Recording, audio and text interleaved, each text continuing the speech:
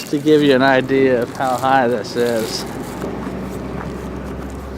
I don't know if you can see that, but it's basically over my head right here. That tall, that high.